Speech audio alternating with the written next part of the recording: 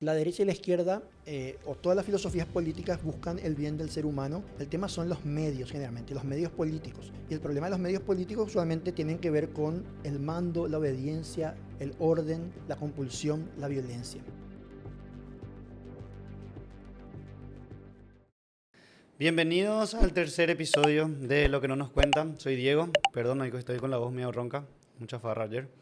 Hoy estoy con Héctor Acuña, amigo, es analista político, profesor universitario, analista político y económico, profesor universitario, un buen amigo, es padre y esposo. Y aquí le tenemos para que quiero que nos explique un poco de qué es derecha, qué es izquierda, qué es liberalismo, ahora con el tema de que tenemos a Milei acá cerca de nosotros y que hay muchas cosas que se van discutiendo, pero yo veo que en el día a día realmente no tienen mucho, la gente no sabe mucho qué significan estas cosas. Entonces le traje acá para que nos pueda explicar, ya que tiene toda una expertise, está haciendo un máster también en todo esto, entonces realmente nos va a dar una luz. Entonces te agradezco por venir acá, Héctor, muchísimas gracias. Hola Diego, ¿qué tal? Hola a toda la audiencia también. Muchas gracias por la invitación. Sí, son temas que revisten cierta complejidad, especialmente en un mundo en el cual no hay tiempo para estudiar, ¿no? O sea, difícilmente el votante promedio va a abrir libros y va a estudiar 300 páginas para entender qué son esas categorías políticas que mencionaste, ¿no? Así que efectivamente, y más todavía en un mundo en el cual de pronto hay ciertas fuerzas polarizantes, ¿no? Surgen personajes como Javier Milei, como Donald Trump, como Víctor Orbán, como Vox, ¿verdad? En España. Así que de alguna forma el centrismo, que duró más o menos 30 años de la caída del muro de Berlín hasta ahora, se rompió y hoy en día tenemos un eje bastante polarizado entre derecha e izquierda, ¿no? Cada vez más el centro se está diluyendo. Buenísimo, hacemos, ayúdame acá. Decían a nuestros espectadores qué es lo que es derecha y qué es izquierda, así de forma sencilla, y de ahí puedes ir profundizando y dar ciertos ejemplos reales de lo que hoy en día que mencionaste Trump, de España, de lo que vos estás también, puede ser de lo que estás viendo acá en Paraguay también, que vos estás Sí. reinformado de todo esto. Bueno, primero, lo que tiene que saber nuestra audiencia es que la derecha y la izquierda son categorías políticas que nacen con la Revolución Francesa. En la Convención Nacional de Francia, posterior a la Revolución, se establecieron dos facciones, una a la derecha y otra a la izquierda en el salón, ¿no? En el salón donde hacían las reuniones, donde la convención, en el lado izquierdo estaban los famosos jacobinos, los montañeses, así se hacían llamar, con Robespierre a la cabeza, Maximilien Robespierre. Y ellos básicamente querían la refundación de todo el orden político, querían comenzar de cero. Eso implicaba abolir la abolición de las instituciones monárquicas. Finalmente lo lograron, cortaron la cabeza de María Antonieta, de Luis XVI, A veces 1789. 1789. Y a la derecha estaban los conservadores, los liberales conservadores que decían, no, mantengamos la monarquía, pero hagamos ciertas reformas, introduzcamos, por ejemplo, el parlamento para parecernos a Inglaterra, ¿no? Entonces, No ganaron, no no ganaron. ganaron, ¿no? En 1793 la mayoría de los jacobinos fueron guillotinados, perdón, de los girondinos fueron guillotinados. Lo que pasa es que después los jacobinos también se guillotinaron entre ellos. que esto, Ok. esto es muy propio de la izquierda después posteriormente, ¿no? O sea, vas a tener que Fidel Castro le persiguió al Che Guevara y a Camilo Cienfuegos, Stalin le persiguió a Trotsky, o sea, estas purgas en la izquierda se dan mucho, ¿no? Ok. Entonces, desde ahí entendemos que todo lo que sea lo revolucionario, lo que viene a refundar el orden político es la izquierda, ¿sí? En nombre del progreso, generalmente. O sea, la izquierda es progreso Es y la progresista. derecha es conservadora. La derecha suele ser más conservadora, entiende que hay ciertas instituciones que han caído en desuso que tienen que ser restauradas, por eso muchas veces a los conservadores o a la derecha se le dice restauracionistas, entonces quieren restaurar la monarquía. Hoy en día un conservador te va a decir, por ejemplo, un conservador político te va a decir, hoy no hay más tanto tiempo para la familia, tenemos que volver a darle tiempo a la familia, por ejemplo, ¿verdad? Ok. Entonces, porque hay que volver hacia atrás. El conservador, de alguna forma, entiende que volver hacia atrás es una forma de progreso, porque hay cosas buenas que se han dejado de hacer. Ya. En, Como en- rescatar lo bueno de atrás. de atrás, ¿no? Entonces, de ahí viene el tradicionalismo, el De costumbrismo. ahí puede ser de lo que Trump dice, por ejemplo, de volver a América grande de nuevo. Claro, exactamente. Muy, muy buen punto, Diego, tenés razón. Entonces, en ese sentido, Trump dice, tenemos que volver hacia atrás. Ojo que también puede haber cierto conservadurismo que tiene que ver con instituciones totalitarias, como el nazismo.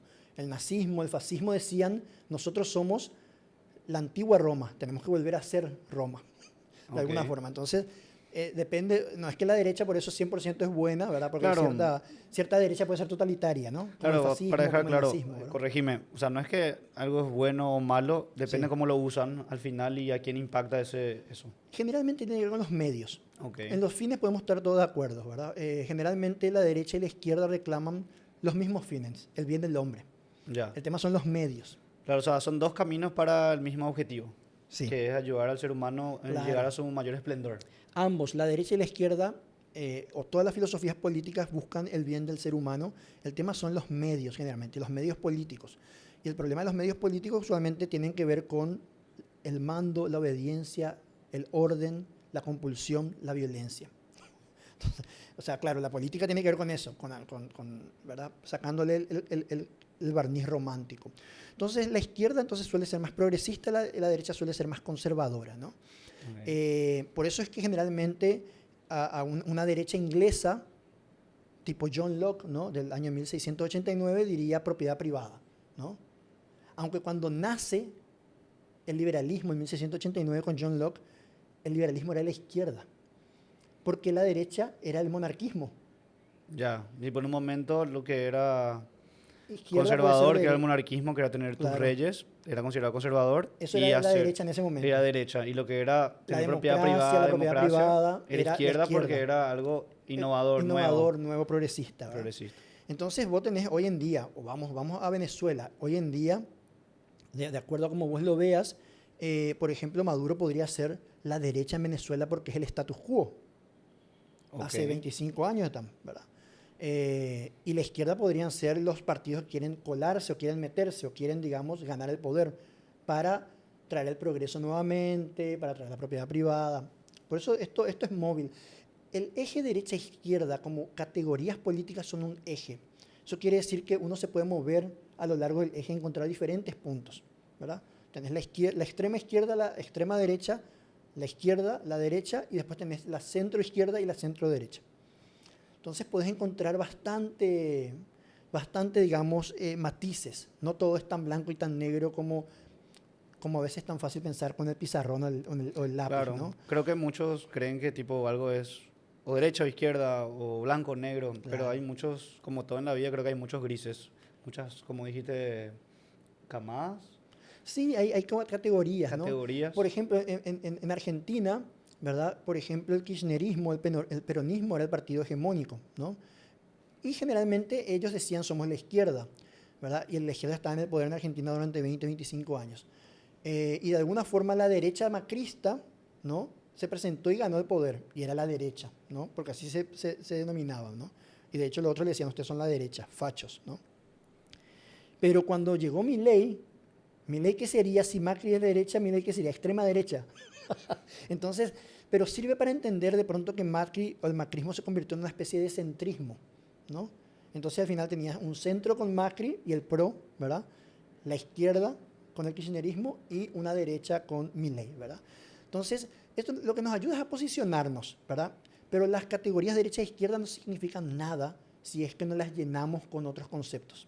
Ok, Son como vasos vacíos, ya, ¿verdad? explícate un poco mejor para entender. Y por ejemplo, en España uno podría creer, por ejemplo, que el Partido Popular es derecha, ¿no?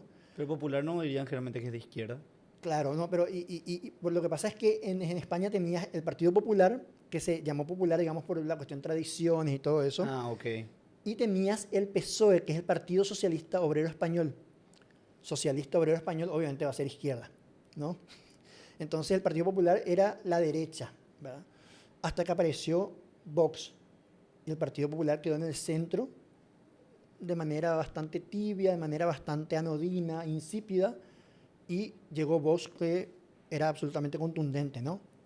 No separatismo, no secesión, no un montón de cosas, no redistribución de la riqueza, bajar los impuestos, y el PSOE y Podemos, que estaba más a la izquierda incluso, ¿verdad? Que era con Pablo Iglesias, ¿verdad? Pedían más estado de bienestar, más impuestos, más redistribución de la riqueza, quitarle más impuestos a los ricos para poder trasladarle a otras esferas, ¿verdad? o sea, quien quiera aumentar los impuestos es más de izquierda que de derecha. Usualmente el programa redistributivo suele ser más de izquierda porque implica buscar la igualdad material, que es una fijación, una obsesión de la izquierda, ¿no? En el sentido de que la izquierda nace bajo la idea de que la propiedad privada es robo. De hecho, todos los jacobinos de la Revolución Francesa decían eso. ¿Y quién dijo esto? El famoso Jean-Jacques Rousseau, que es el padre del republicanismo occidental. Él decía que todos los males de la sociedad habían nacido desde el momento en que se instaló la propiedad privada. Por lo tanto, una forma de volver a un estado idílico era diluir la propiedad privada. De ahí tenemos después Marx, que el programa del marxismo, esto lo dice el Manifiesto Comunista, literalmente dice, es la abolición de la propiedad privada. O sea, la izquierda quiere que todo sea común. Todo sea común, que haya una igualdad material, ¿verdad? Entre todos. Eso obviamente implicaría retirar la propiedad productiva de las manos de los capitalistas, de los empresarios, para redistribuir hacia esferas más necesitadas, de población, digamos, más humilde, ¿verdad? O sea, la izquierda al mismo tiempo es revolucionaria, pero busca que tengamos una igualdad material Sí. y que no tengamos, y que no exista una propiedad privada. En última instancia, sí. En última instancia, la izquierda busca la abolición de la propiedad privada, que todo sea común y de alguna forma la utopía de Marx llegaba incluso a decir que en algún momento en esa transición los seres humanos van a perder el deseo de tener algo propio y van a ser un nuevo ser humano, un nuevo hombre. Muy utópico, ¿no? Pero ese es básicamente el lenguaje que circula dentro de las izquierdas, ¿no?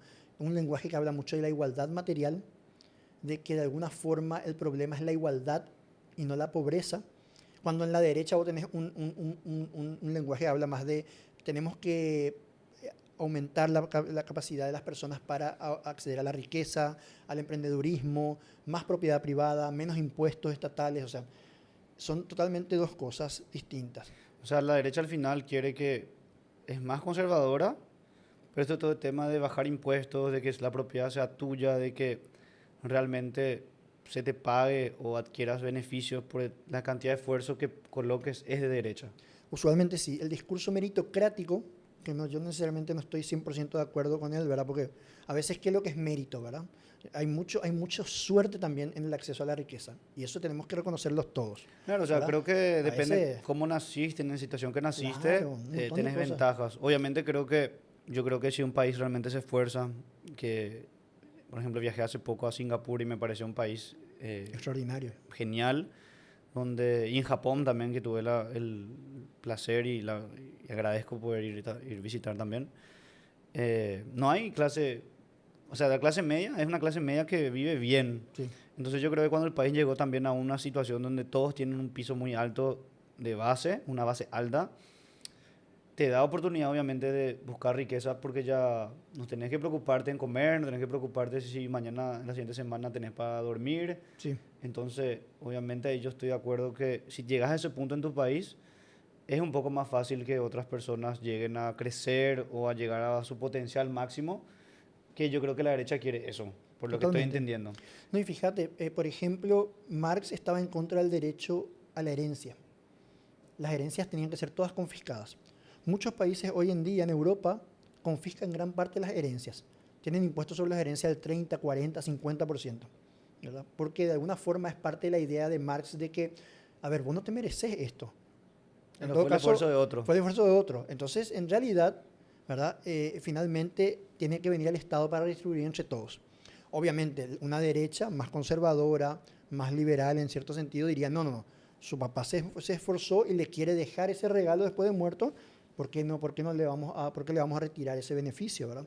Entonces, pero igual la derecha suele ser más meritocrática, hablar del esfuerzo, y la izquierda suele ser más de hablar de un Estado paternalista, benefactor, un estado de bienestar que busque de alguna forma redistribuir riquezas de ámbitos más, digamos, de multimillonarios hacia las esferas más humildes de la sociedad, socioeconómicamente hablando, ¿verdad? O sea, yo creo que, creo que toda la gente que es consciente que tiene dinero sabe que si no ayuda a que la base suba, al final también no puede seguir, vamos a decir, aumentando su capital, porque es un ejemplo, me corregís. Si Estados Unidos sigue siendo la masa crítica que es el tema de capitalismo es porque tiene una clase media de 350 millones de personas como base, como mínimo. O sea, en Estados Unidos el poder de ellos de poner dinero, de comprar cosas, es porque todos tienen su casa, todos Una tienen clase dos media autos, fuerte. una clase media fuerte. Y eso permite que, siendo que tiene una población mucho menor que China o que India, tienen un tema en muchos indicadores por el tema del dinero que pueden gastar su población mucho más alto. Sí, Entonces eso quiere decir que cuando vos subís tu clase, que todos tengan una mejor educación, que todos tengan una mejor casa, que todos tengan mejor nivel de vida, a vos como el que quiere hacer el negocio, a vos como el que quiere vender algo, tenés mucho más clientes. Porque hoy en absolutamente. Paraguay somos un país chico y yo digo, yo quiero vender algo y había sido, pero ¿cuántos pueden comprar eso que vos querés traer? A veces querés traer algo muy lujoso que no podés porque tenés una clase media, clase alta, baja en comparación al... Tesla. Claro, vos traer Tesla acá, no, tipo, ¿quién va a comprar? O sea, como el porcentaje es muy bajo que no compensa. Pero si pasa como en Europa, que de mis 6 millones de población, 5 millones son clase media buena, tal vez podría traer Tesla, porque Sí. son 5 millones de paraguayos que podrían, o que tienen un ingreso de unos $60.000 al año. Pero no es la realidad, pues acá. Totalmente. Entonces, esas serían algunas ideas sobre lo que es derecha e izquierda, ¿no? O sea, la izquierda suele ser más progresista, la derecha más tradicionalista, más conservadora, más reformista, o sea, hacer pequeñas reformas y ver los resultados. La izquierda pretende grandes cambios sociales. Entonces, generalmente la izquierda cuando llega al poder suele cambiar la constitución, ¿verdad? No, Golpe no, fuerte. vuelve fuerte, o sea, refundemos todo, ¿no? La derecha suele decir, no, cambiemos el código electoral, cambiemos Dos detalles. estos Vamos a detalles, pulirnos. vamos a pulirnos, ¿verdad? En ese sentido, por eso la izquierda es mucho más propensa a las utopías. ¿Y cómo es Paraguay? Porque yo entiendo que Paraguay no es ni derecha ni izquierda, es lo que se llama centro. No sé qué sería el centro, izquierda y centro derecha. Y vos sabés que el centro, durante los últimos 30 años, el centro estuvo muy de moda, ¿no? Desde 1989 y el 92, que con la implosión de la Unión Soviética, la caída del muro de Berlín, eh, hubo un intelectual que dijo, se acabaron las ideologías. Ganó la democracia liberal y desde ahora en adelante lo que necesitamos son tecnócratas. Necesitamos un centro de gente que no sea ni de Olimpia, ni de Cerro, ni de derecha ni izquierda, gente que aplique la ciencia política, la ciencia económica y nos lleve adelante a otro nivel mayor de progreso, ¿no? Entonces surgió el famoso centro, ¿no? Gente que decía, no, yo no soy de derecha ni de izquierda, yo soy de centro, ¿no? Pero centro sería mezclar derecha e izquierda. En muchos sentidos era mezclar políticas de ambos lados, ¿no? Por eso es que a veces salían cada cosa extraña, ¿no? Entonces vos tenías un Menem, por ejemplo, que hacía reformas liberales, entre comillas, pero en realidad le daba las empresas públicas a sus amigos, que eso no es, digamos, algo liberal necesariamente, al Claro. contrario, es mercantilismo estatal, desde Luis XVI, Luis XV, Luis XIV hay eso, ¿verdad? Que le dan la empresa a sus amigos. Bueno, ¿verdad? en la época de Stroessner pasaba En la eso. época de Stroessner también, ¿verdad? Entonces, y tenías el centro, por ejemplo, acá se vio en Paraguay también muy representado por partidos como el famoso Encuentro Nacional, que se decía de centro, socialdemócrata, ¿sí? Era una especie de democracia socialista suave en la cual se basa, digamos, mucho lo que hoy llamamos el estado de bienestar, ¿no? De que hay derechos sociales. O sea, no bastan los derechos individuales a tu propiedad privada, a tu vida, a tu libertad, que son tus derechos individuales, sino que hay que agregarle derechos sociales. Por ejemplo, decía, y esto ya viene desde Roosevelt, ¿no? 1940, 1930, que decía que, por ejemplo, todas las personas tienen derecho a la vivienda. Todas las personas tienen, encima no es vivienda solamente, vivienda digna, dicen. No sé qué es eso, techo de cartón, de paja, de verdad, 3 heladeras, no sé cuántos baños, pero vivienda digna, ok. Claro, a veces dejan las ¿Verdad? palabras medio ambiguas. Mucha A mí- ambigüedad. y además, todo este tema de los derechos sociales, vivienda digna, trabajo digno, ¿verdad? Entonces, ya vienen, digamos, cargados de decir, bueno, lo digno se equipara a categorías materiales. Digno es una cantidad de materia. ¿Qué es un trabajo digno? Una cantidad así de billetes. Claro. Y además después se van a detalles de tu mesa, tu lugar, No, tu aire tu aire acondicionado. O acondicionado, sea, ya, tipo, ¿verdad? ¿Qué es lo que tiempo es para digno? comer. Claro. La dignidad en otra época era yo me hago cargo de mis decisiones y de mi vida y las consecuencias. Eso era una vida digna o algo digno. Hoy en día la dignidad tiene que ver con a ver si tu casa tiene techo de madera, de metal, de Y teja, ¿verdad? lo peor es que nadie, creo que dice, bueno, vamos a hacer un concepto claro de qué es digno o qué es Es que es muy difícil una por vivienda digna. una categoría moral, pues, ¿verdad? Entonces, ¿qué es digno? Además, es muy difícil porque depende mucho de cada persona, ¿verdad? Yo creo que la dignidad pasa por el hecho de que cada persona pueda pararse sobre sus propios pies y pueda hacerse cargo de su vida, Tomar sus ¿verdad? propias decisiones. Tomar sus propias decisiones, ¿verdad? Y no tiene que ver con cierta cantidad de materia que tengas en el bolsillo o en la casa, ¿verdad? Porque, por ejemplo, uno podría decir que un esclavo que trabaja para un rey vive en un palacio y vive muy bien, pero no puede desarrollar su proyecto de vida, sigue siendo esclavo. Puede tener toda la materia alrededor que quiera, frutas, comida, vivir en un palacete, ¿verdad? Sin embargo, es esclavo. Entonces, a veces hablar de categorías morales como si fueran categorías materiales es peligroso. Entonces, pero ¿a qué iba con este tema de la socialdemocracia y los derechos sociales?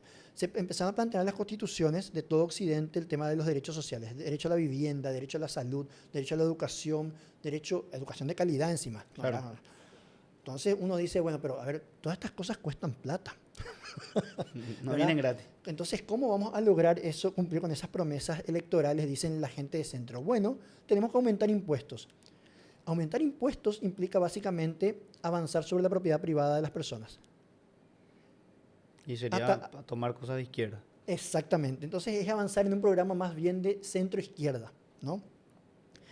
Incluso estornudás, te caes, te tropezás y terminas en la izquierda, porque, a ver un poquito, ¿cuánto empieza a ser confiscatorio? 10% de impuestos, 15, 20, 25, 27% de IVA. Impuesto a la renta. O sea, impuesto a la renta, ¿a partir de cuánto? ¿Verdad? 2 salarios mínimos, opa. Entonces las cosas empiezan a ser confiscatorias. Vos decís, che, pero esto no era lo que decía Marx. Nos vamos hacia la abolición de la propiedad privada, ¿sí? ¿Verdad? Entonces es bastante jodido, ¿no?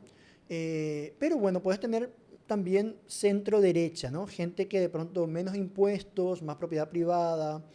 Generalmente los socialdemócratas o estos centros, como llamamos, ¿verdad? Se caracterizan por ser políticos que respetan la ley, usualmente, ¿verdad? Entonces tenés por ejemplo, los Piñera, las Bachelet, Chile. los Tabaré en Uruguay, ¿verdad? O sea, gente moderada, ¿verdad?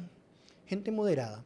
Entonces, de alguna forma es difícil a veces decir es derecha o izquierda, ¿verdad? Porque, por ejemplo, Santiago Peña para mí es un socialdemócrata generalmente mucho más progresista que conservador, ¿verdad? ¿Vos sentís que Peña es centro-izquierda? Centro-izquierda. De hecho, siempre lo dije, ¿verdad? Es una persona que cree mucho en la tecnocracia, ¿no? La tecnocracia es básicamente, vos pensás que, vamos a mover este indicador, pum, las cosas salen, ¿no? O sea, querés manejar la sociedad como si fuera una obra de ingeniería. Vamos a aumentar este impuesto acá, vamos a bajar este acá, vamos a aumentar y vamos a lograr esto. Y las cosas no salen a veces como uno quiere así, ¿no? Obvio, y De además hecho, es complicado. Yo creo que medio parece como, o sea, suena, no sé, corregime, parece como una empresa, claro, solo que el gobierno creo que es medio mucho más complejo. más complejo. Obviamente yo soy me gusta todo el tema de indicadores en la empresa, todo, ver balance, todo ese tipo de Sí, cosas. O sea, a veces veo también el gobierno como una empresa sí. y siento que debería haber muchos más indicadores, muchas más cosas para regular, pero no sé, por ejemplo, si me ubicaría como centro izquierda, centro derecha. Lo que pasa es que en la empresa, la ventaja de la empresa, hay dos problemas con respecto a esos dos ejemplos. Información e incentivos. En la empresa, como es un ámbito mucho más acotado, ¿verdad? Es una propiedad privada de una persona, ¿verdad? Vos sabés los límites dentro de los cuales trabajas, ¿verdad? Claro. Una cantidad X de Presupuesto, de bienes, de personas, ¿verdad? Público, Entonces es mucho más segmento. fácil manejar indicadores. Y además, tenés retroalimentación todo el tiempo de los mismos elementos de la empresa, ¿verdad? Recursos humanos, contabilidad, Claro, ventas. finanzas, ¿verdad? Ventas. Y Héctor, Paraguay, y principalmente Peña, pero también contame un poco de Paraguay, porque siempre me dicen que Paraguay no es ni derecha ni izquierda, que es centro.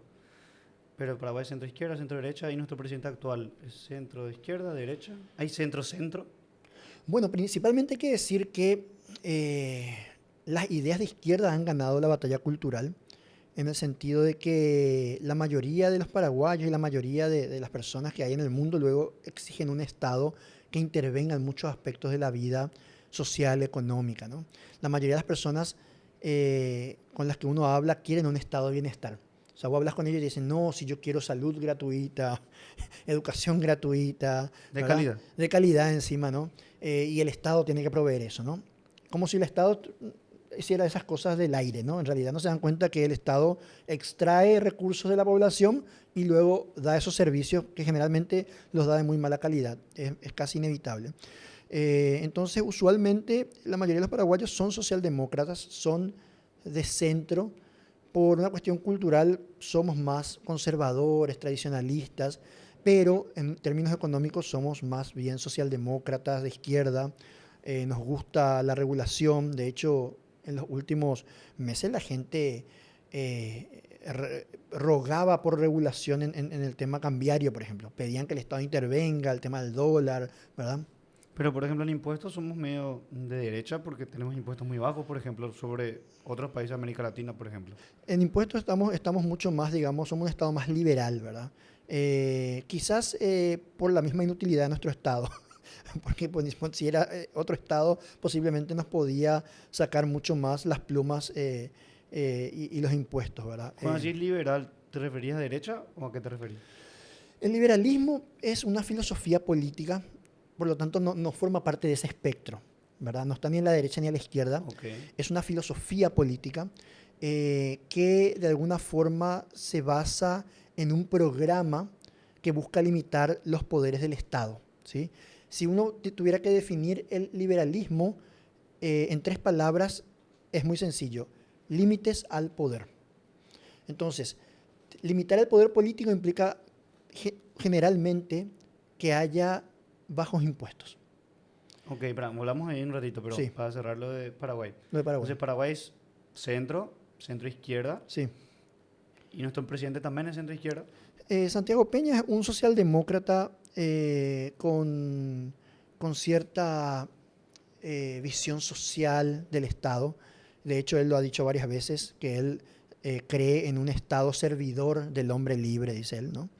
Que ese es básicamente el speech de centroizquierda del Partido Colorado, ¿no? Eh, Naturalmente, es un socialdemócrata de buenas maneras, o sea, que respetuoso de la ley, de las instituciones, eso es bueno. Muy parecido a esa izquierda socialdemócrata uruguaya o chilena, lo cual eso es favorable dentro de todo. O sea, prefiero esa izquierda o esa socialdemocracia, prefiero mucho a una izquierda carnívora como la del Frente Guazú, por ejemplo. ¿No? O sea, izquierda carnívora no, una izquierda de buenas maneras, civilizada, una izquierda, digamos, moderada, se puede conversar, ¿no? O sea, una centro-izquierda. Centro-izquierda, ¿sí? ¿Y tiene algunas características de derecha? Porque al final es centro. Algunas cosas puede ser, quizás, algunos elementos, por ejemplo, su confianza en la propiedad privada. Peña está llevando adelante el programa de titulación masivas de propiedad privada más importante de la historia del Paraguay. Y eso es derecha. Y eso es derecha, eso es propiedad privada, eso es digamos, seguridad jurídica, eso es mayor acceso al crédito, O sea, también hipotecario. creo que para subir nuestra categoría, que ahora somos Sí. un país de inversión para invertir, Sí, creo que también el tema judicial es importante y Sí. eso es más de derecha. sí. Entonces ahora, por ejemplo, estamos yendo hacia un registro unificado nacional en propiedad privada, ¿verdad? Se van a unificar catastro con registros públicos, con geodesia, que son 3 instituciones que las 3 tenían registro de propiedad privada y todas tenían diferentes. O sea, los límites, o sea, era un lío, ¿no? Este es un país en el cual hay muerte por problemas de terreno. O sea, la gente se mata por problemas de terreno. Sale en el diario muchas veces, ¿no? Así que en ese sentido yo podría decir que es una derecha también un poco más liberal.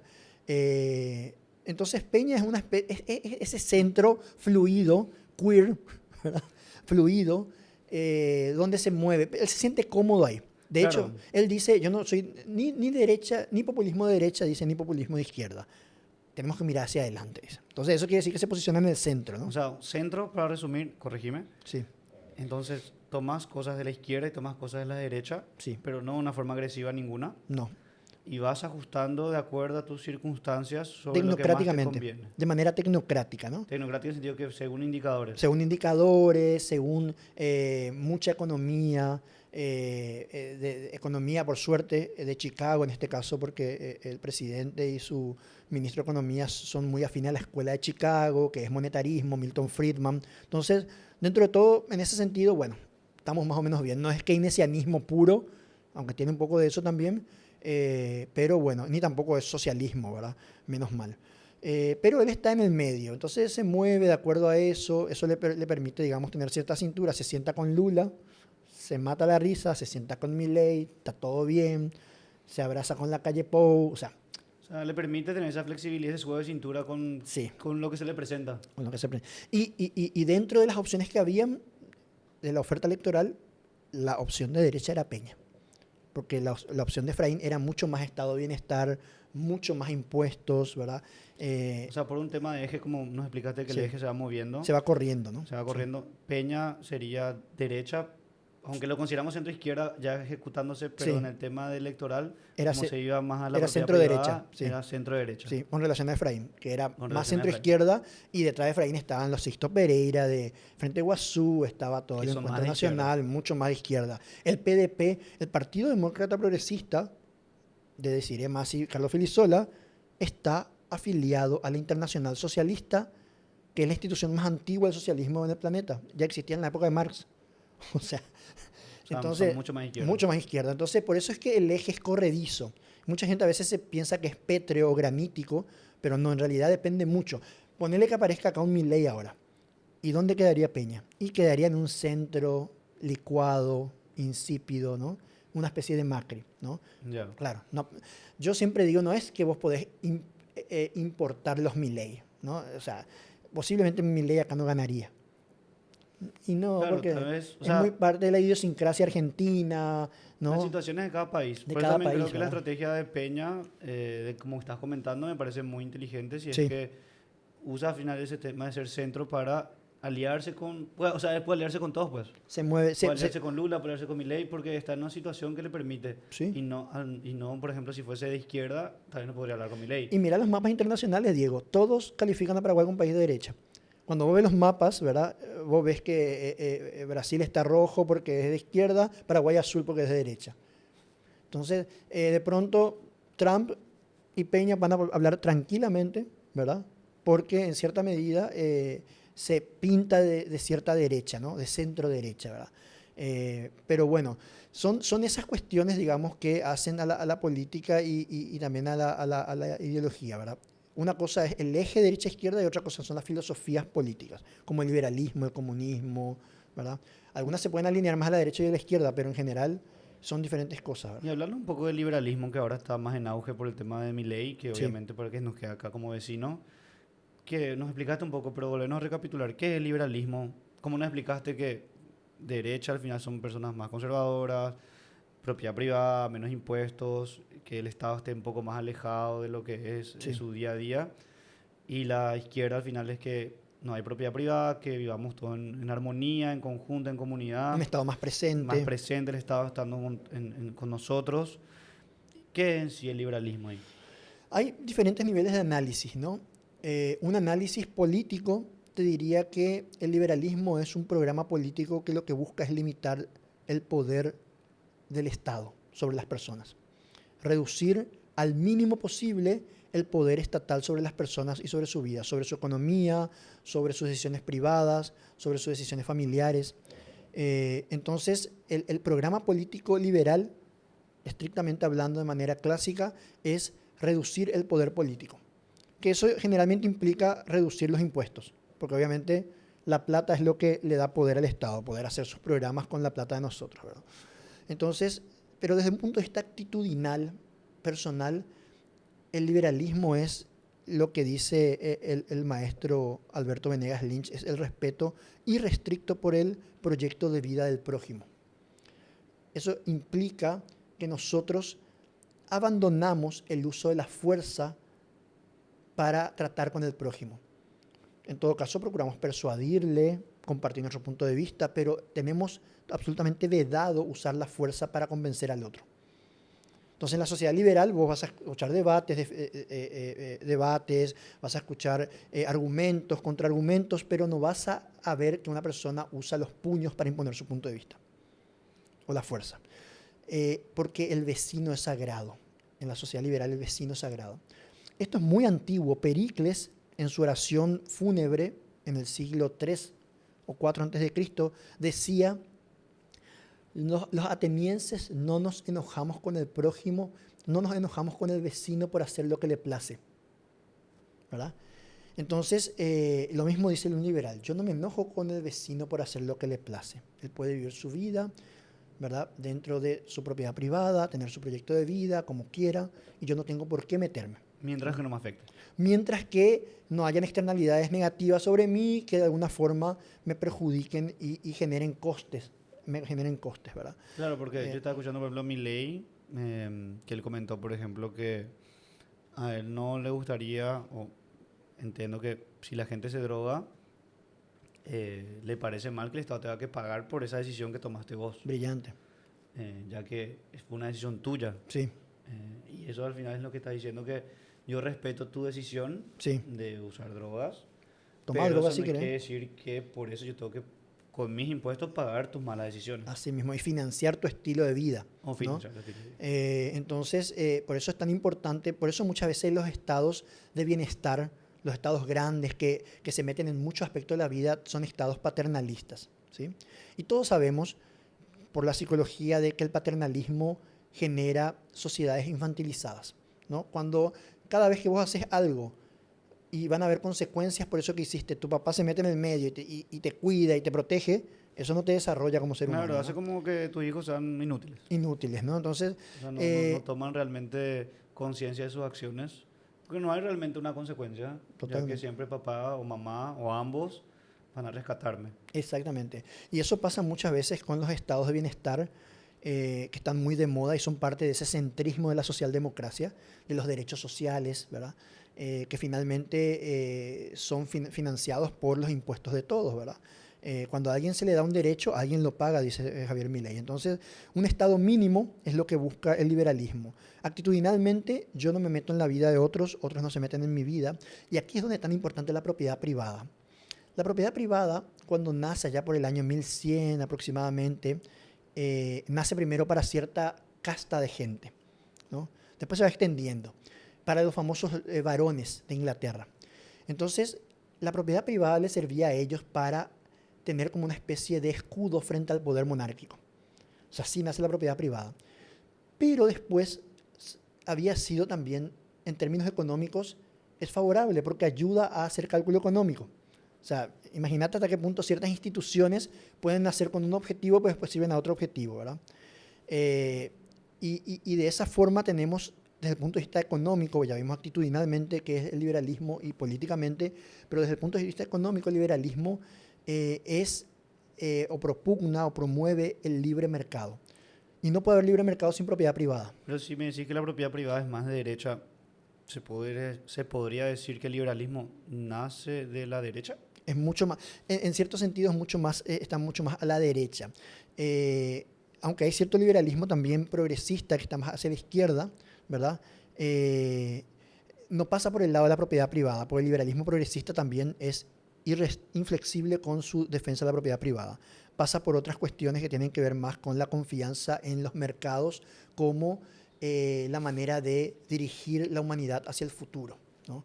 El liberal progresista tiene una desconfianza desmedida en el mercado y todo lo que se hace en el mercado está bien y si hay productos en el mercado que puedan tener consecuencias negativas debe ser algo marginal, ¿no? El mercado siempre hace todo bien.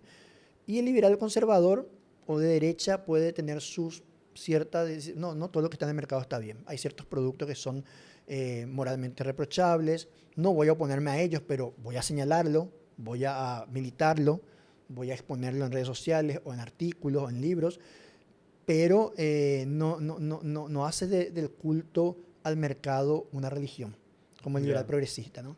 Entonces, o sea, dentro de derecha, dentro del liberalismo otra vez tenemos el liberales conservadores y liberales progresistas, sí. Ok. ¿Y Milei es cuál? Milei, vos sabés que es interesante el caso de Milei porque en algunos aspectos podría también, y por eso también creo que es un fenómeno político parecido en ese sentido a Peña. Una pregunta antes de responder eso. Sí, ¿Hay otros presidentes que son liberales como Milei o Milei es el primero? muchos presidentes han tenido algún tipo de coqueteo, flirteo con ciertos elementos del liberalismo y de la economía de mercado, ¿no? Menem, Pero uno que diga como Milei, yo soy liberal, Milei además no se define luego como liberal, dice soy libertario, y bueno, que es una libertario. radicalización del liberalismo, ¿no? Porque el libertario quiere incluso la abolición del Estado allá al final.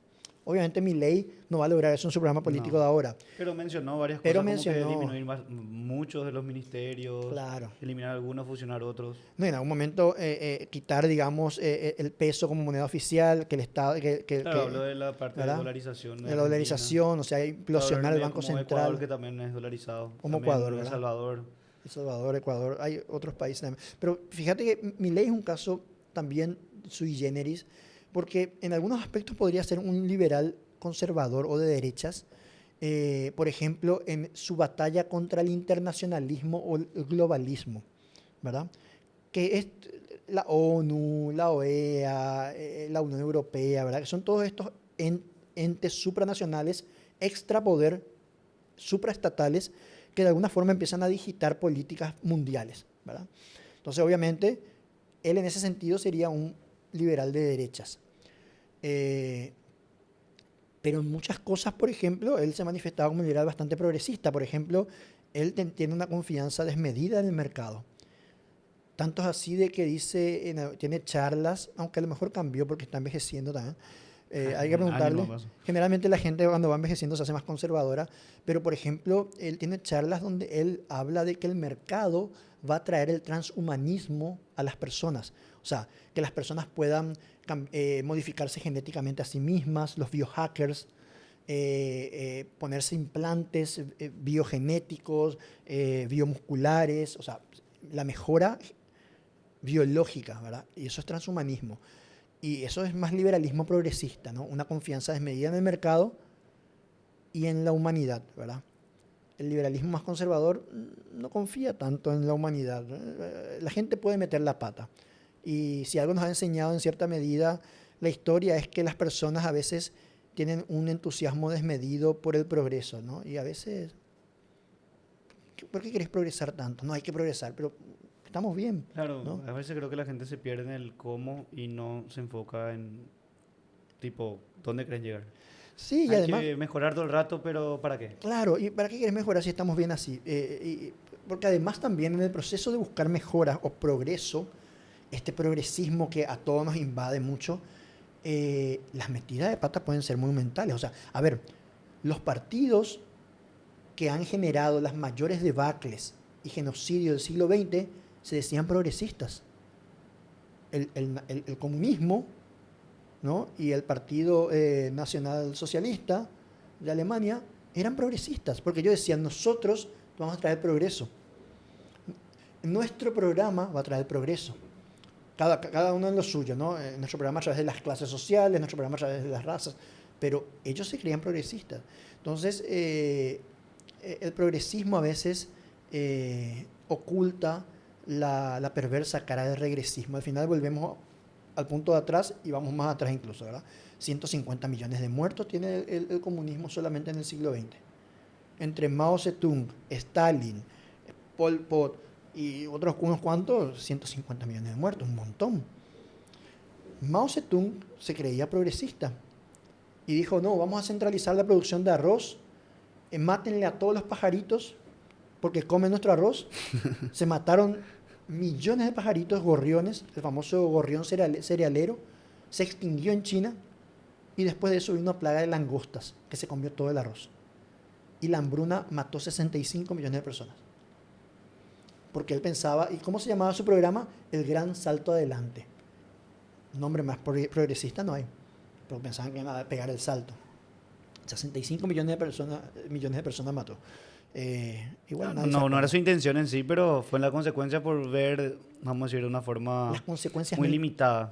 las consecuencias no intencionadas de la acción. Exacto. Entonces, a veces hay que cuidar mucho los resortes, ¿verdad? De lo que hacemos, porque buscando el progreso podemos terminar dando un paso adelante y tres atrás, ¿verdad? O sea, como el cangrejo.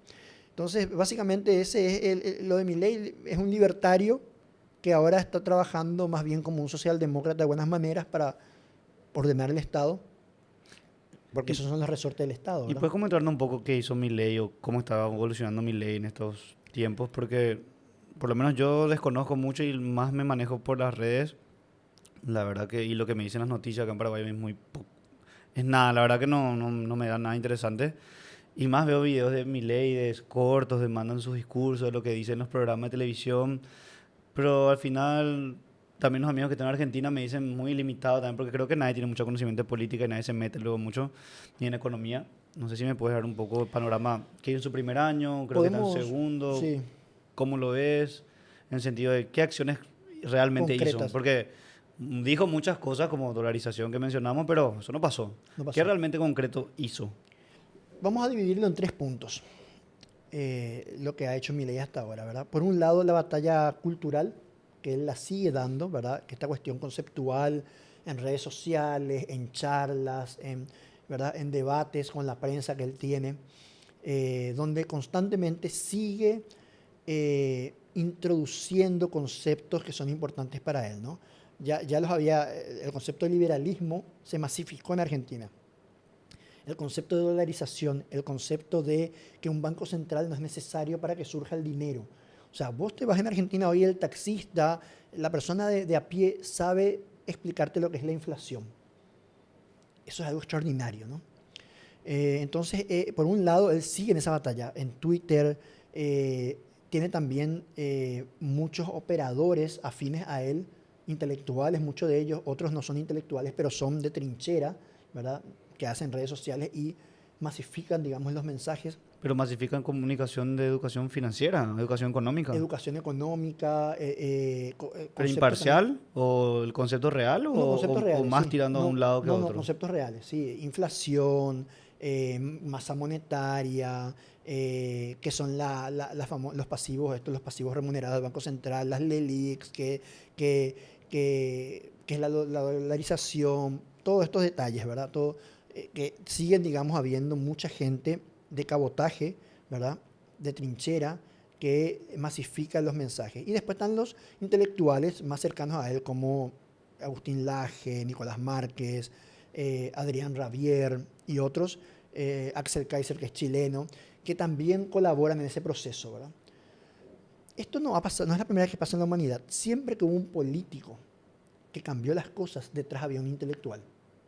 O sea, Maquiavelo era intelectual de los famosos, se me va el nombre ahora, se me va a venir, de estos políticos italianos, ¿verdad? Bolsonaro llegó al poder y detrás de él estaba este intelectual brasileño, que enseguida me voy a acordar también su Tranquilo, nombre. ni te preocupes. Pero los Kirchner, por ejemplo, estaban Chantal Mouffe y también Ernesto Laclau, eran los intelectuales. Monedero era el intelectual de Chávez. Y así, uno tras otro, siempre han habido intelectuales detrás de los políticos que hicieron digamos, cambios importantes, ¿verdad? Entonces es importante entender que la batalla cultural es previa a la batalla política. En el ámbito político, por ejemplo, algo que logró extraordinario Milei es que con pocos senadores y diputados logró gobernabilidad.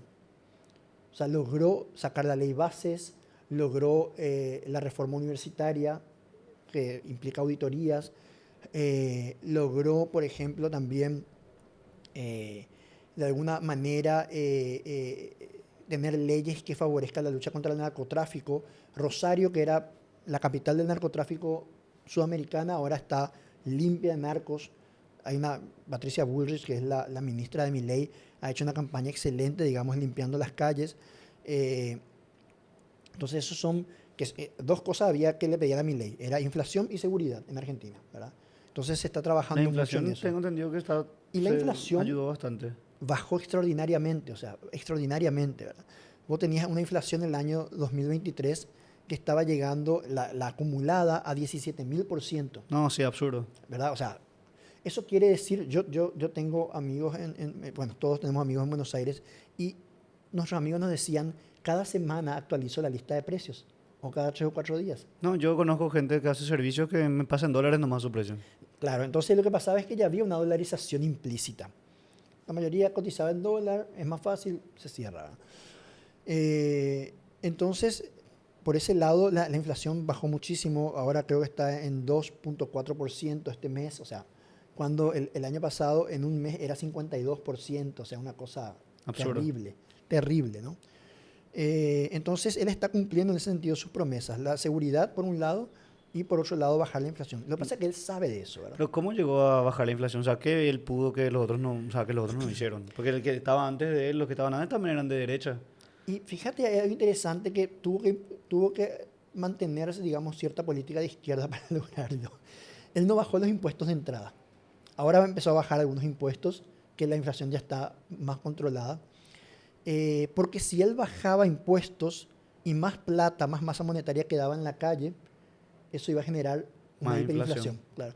Entonces él usó los impuestos, no bajando básicamente muchos impuestos ya el primer año, como una forma de extraer masa monetaria de la calle. Claro, quiero hacer recordar que nos ven que la inflación no es, sucede cuando todos tienen mucha plata. Sí. Entonces, yo algo que compro a 10, como yo tengo plata, puedo ofrecer a 11 Sí. o puedo pagar 11. Entonces el tipo dice, ok, te vendo a 11 y otro a 12. Entonces va aumentando el precio porque Sí. tenemos plata. Por eso cuando hay inflación, el gobierno baja y van a ver que eso repercute en los bancos.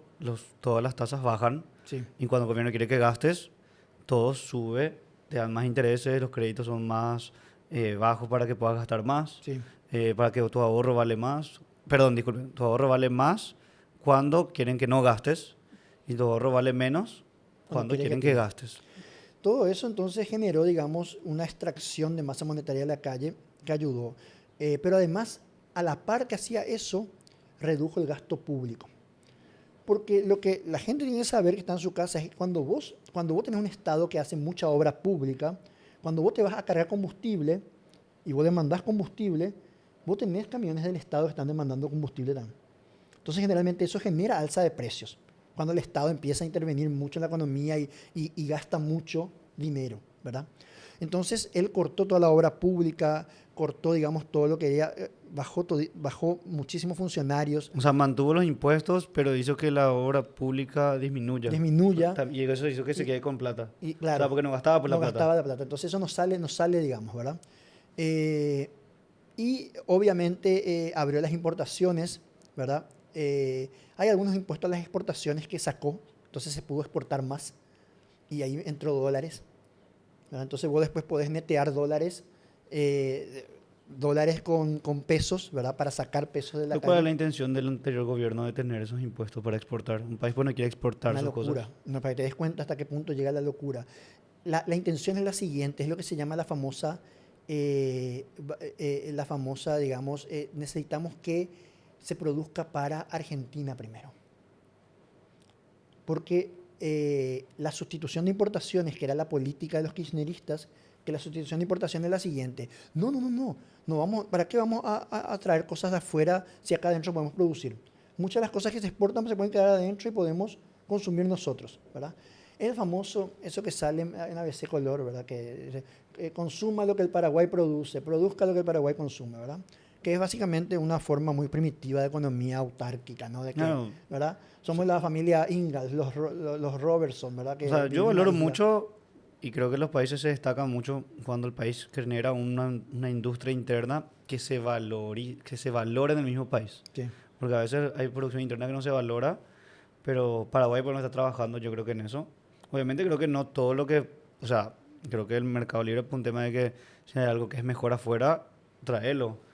A menos que quieras tener un plan país muy claro que querés destacarte en esto y por eso vas a hacer ciertas cosas para que esa industria sí. o eso crezca, pero para eso tienes que tener un plan país. Te doy un ejemplo. El programa que utilizaban los Kirchner de izquierdas es el mismo programa que Robespierre en la Revolución Francesa ya usó. Él también le puso impuestos a las exportaciones de granos. O sea, ¿para qué? Para que el grano no salga del país y alimente a la gente del país. Esa es la idea más o menos, ¿no?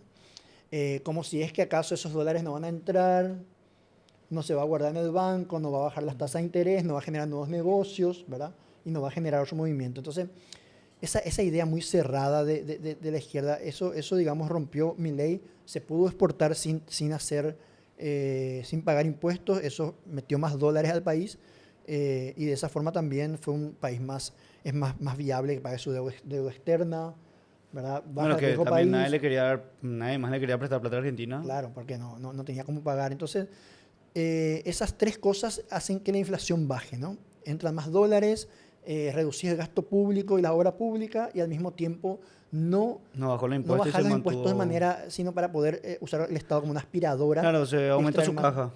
Sí. Entonces, de esa manera bajó la inflación, ¿verdad? Y en el ámbito internacional, entonces hablamos ya en lo económico, en lo cultural y en lo internacional, él ha dado una cruzada contra los organismos multilaterales, ¿no? La ONU dio un discurso la vez pasada donde destrozó la ONU, ¿verdad? Dijo básicamente que son protectores de dictaduras, y la verdad que tiene razón, ¿verdad? Porque nos dicen mucho de Maduro, Bukele me medio que le apoya a Milei en ese en punto. esa línea, ¿no? Contra también el foro de Davos, que es una especie de nucleación de metacapitalista, de gente con mucha plata que quiere operar a través de su dinero en distintos países para producir condiciones que le beneficien. También pateó el tablero del foro de Davos, ¿verdad? Del famoso Foro Económico Mundial, ¿verdad? Y también acá en el Mercosur vino a decir, bueno, si el Mercosur no funciona, muchachos, vamos a cerrarlo porque así como está no funciona, ¿verdad? Creo que está criticando fuertemente lo que a Lula. Sí, sí, sí. Ellos tienen la interna, ¿no? Que incluso va más allá del tema Mercosur, va por una cuestión de que Lula es de izquierdas y Milei es un libertario, ¿no? Entonces no hay forma ahí De ser amigos. de ser amigos, no. Con que se saluden hay que estar contento, ¿verdad? No, es como Peña que supo ganarse la simpatía de Lula, De ¿verdad? ambos. De Mujica, de ambos. Que eso hay que reconocerle, ¿no? Es político, ¿no? Un señor político, eso está muy bien, ¿verdad? Si es lo que a él le sale, no hay que pedirle a Peña que sea Milei, porque acá a veces ahí no, pero no le pida, a él le sale esto.